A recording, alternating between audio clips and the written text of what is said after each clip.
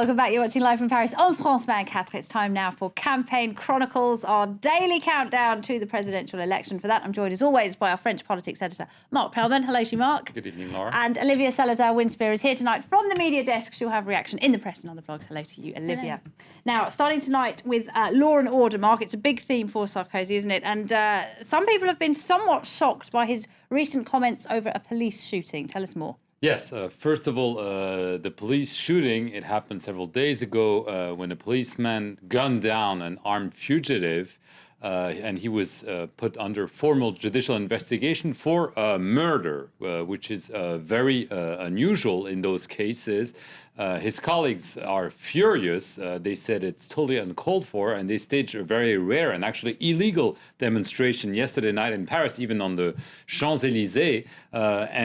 So this immediately became a political football because Nicolas Sarkozy, who before becoming president was interior minister and thus in charge of the police, jumped in, and he is proposing essentially to introduce legislation where it would allow essentially policemen on duty to open fire to be presumed acting in legitimate self-defense. Legitimate defense is the term that's being exactly, used, isn't it? Right. And that they would be presumed essentially to be acting in self-defense, and there would be a different category for policemen than for all other citizens involved in such incidents. This was described by Marine Le Pen, the far-right leader, as a quote-unquote ideological victory for the National Front.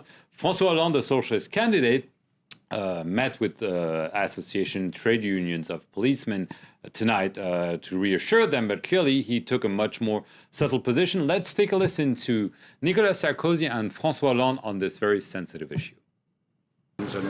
We're going to help develop the concept of legitimate defence to the notion of the presumption of legitimate defence. I think that everyone has to take into account the sacrifice of our police officer. He deserves, I think, more support and more recognition.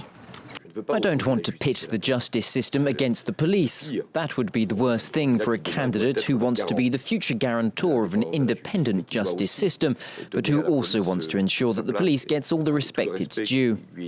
And I should probably point out that an autopsy report did show that the victim was shot in the back, which is contrary to what the police officer has been saying. But that's obviously one that's going to go on and on and on right up to election day. But let's talk about unwanted endorsements. The radical Islamist Tariq Ramadan, a commentator, he has been accused of coming out for François Hollande and Nicolas Sarkozy at the same time. What's going on with that one?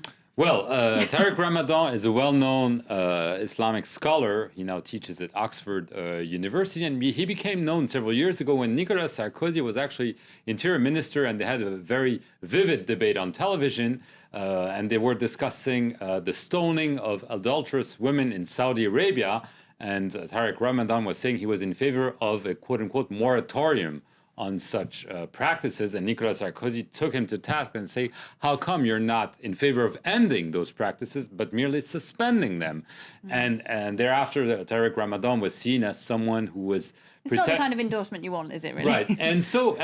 But Tariq Ramadan vanished more or less for many years, and he was teaching, and suddenly yesterday night on television, he reappeared in the mouth of Nicolas Sarkozy, who said Tariq Ramadan was actually calling for people to vote for François Hollande. So we'll take a listen to Nicolas Sarkozy and the reaction, very vivid reaction, from François Hollande. What does he have to say when Tariq Ramadan dares to call for people to vote for François Hollande? I've had a debate with Tariq Ramadan. Do you remember what he said? He just wants a moratorium on the stoning of adulterous women. That's outrageous. He's calling to vote for François Hollande, but I didn't hear François Hollande say that bothered him. He quoted Tariq Ramadan as having called to vote for me. That's false. I have nothing to do with his theories. Mixing things up like that, these lies, how can we accept that from the outgoing president? It says a lot about how off course Nicolas Sarkozy has gone. So again, someone must not be telling the truth. So the truth, it seems, come from a video that everybody was looking for. What did Tariq Ramadan say? Actually, he said to a rather small public, but now it's become public, that he wants to vote against Nicolas Sarkozy. But if François Hollande is elected, then he would be against François Hollande. So basically saying... He doesn't like either of them. He doesn't like either of them, but clearly this is being used. Why is this being used by Nicolas Sarkozy? Because he wants François Hollande to be associated with a kind of quote-unquote Muslim vote.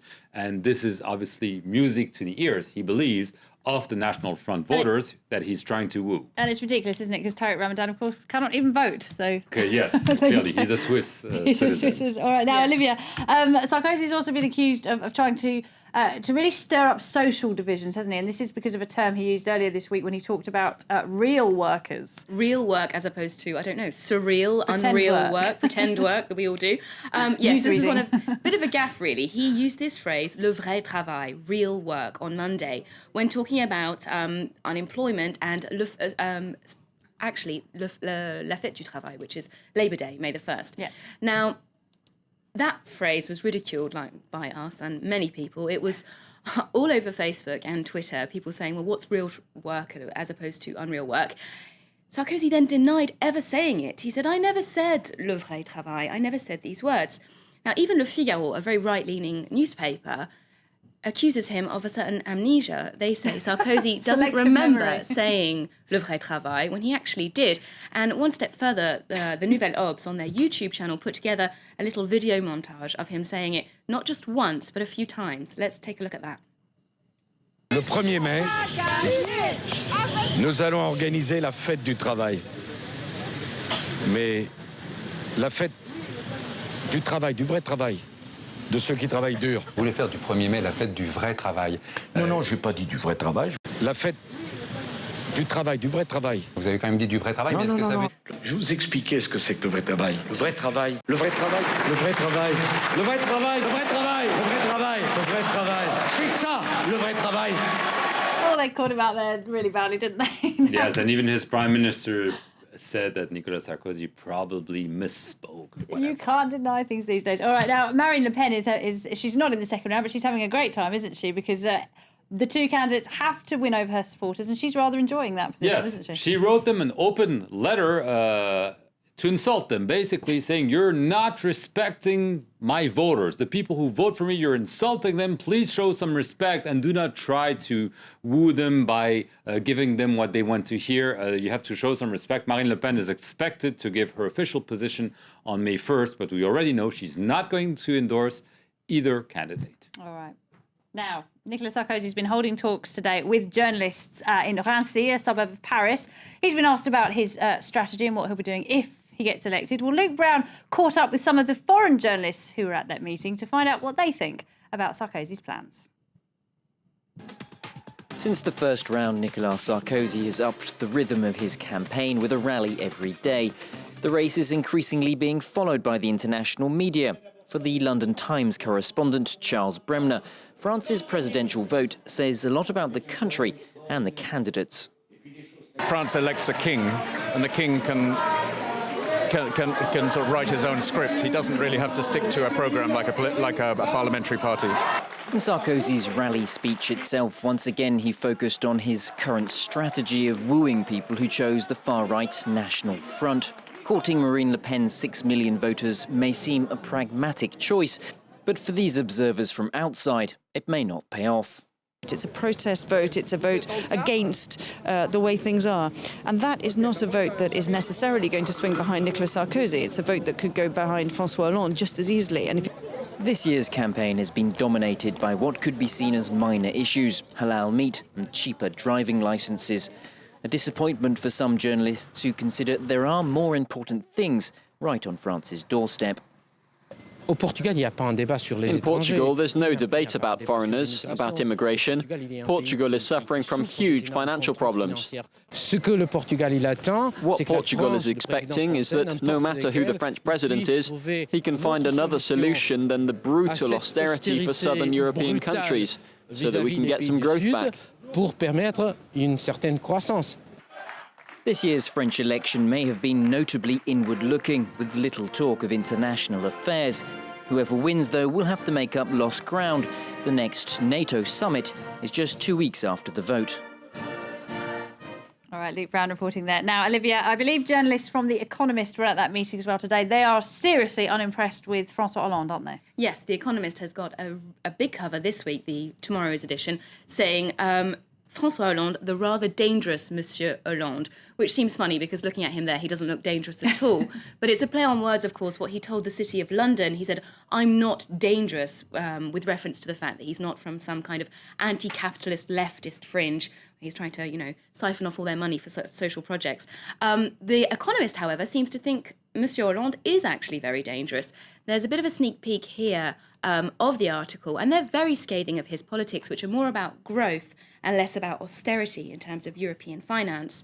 And they even go so far as to say that if The Economist, the magazine, had a vote, they would vote for Sarkozy just to push Hollande out of the race, not because they necessarily believe in his policies. Okay, all right, that's what they think. All right, Mark, just time to wrap up with the latest polls. The latest polls are unchanged. They show François Hollande clearly the favorite to win the runoff on May 6th. He has more or less 10% of advantage over Nicolas Sarkozy, 9% today. But it's been the same story, and Nicolas Sarkozy is playing catch-up desperately, but it's uncertain he can make it. He has 10 days left. All right, 10 days to go. Mark Palman, many thanks indeed. Thank you to you, Olivia Salazar-Winspear, as well. Thanks to you for watching. That's it for Campaign Chronicles. Until tomorrow.